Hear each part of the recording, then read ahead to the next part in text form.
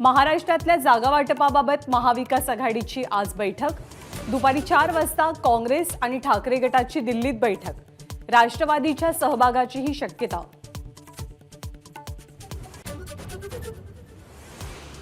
शिवसेना आमदार अपात्रता प्रकरणाच्या सुनावणीचं काउंटडाऊन सुरू। विधानसभा अध्यक्ष उद्या दुपारी निकाल सुनावणार।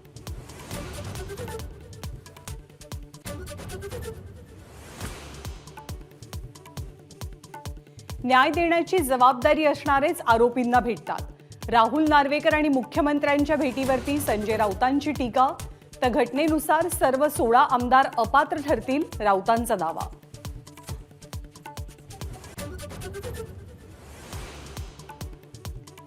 राज्यामध्ये अवकाळी पावसाचा इशारा। पालघर, रत्नागिरी आणि सिंधुदुर्गात पावसाची हजेरी। पिकांना फटका बसण्याच्या शक्यतेने शेतकरी चिंतेत।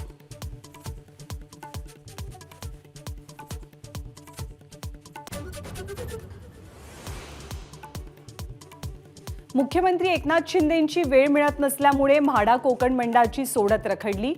24,000 अर्जदार 2 महिन्यांपासून सोडतीच्या प्रतीक्षेत।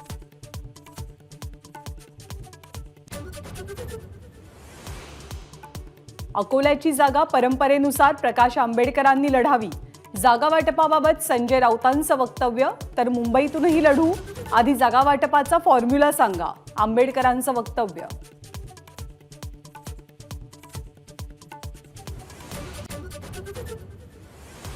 काँग्रेसचे नेते सुनील केदार यांच्या जामीन अर्जावरती आज नागपूर खंडपीठात सुनावणी। केदार यांना दिलासा मिळणार की कोठडी वाढणार, याकडे लक्ष।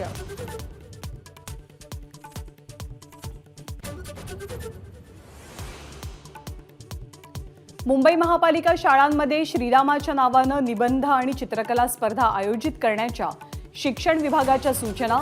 अल्पसंख्याकांचा विरोध।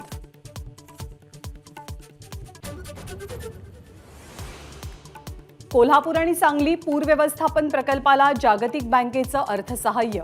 पावसाळ्याचं अतिरिक्त पाणी मराठवाड्याला मिळणार।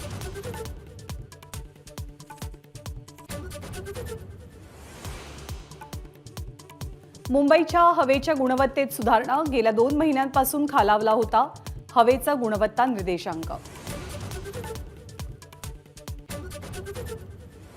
मालदीव लक्षद्वीप प्रकरणामध्ये चीनची उडी। मालदीवचे राष्ट्रपती चीन दौऱ्यावर।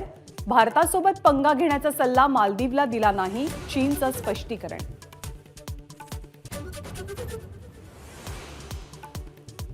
अर्जुन आणि खेलरत्न पुरस्कार प्रदान सोहळा आज। मोहम्मद शमीसह 26 खेळाडूंना अर्जुन पुरस्कार। तर चिराग शेट्टी आणि सात्विक साईराज यांना खेलरत्न पुरस्कार। एबीपी माझा, उघडा डोळे बघा नीट।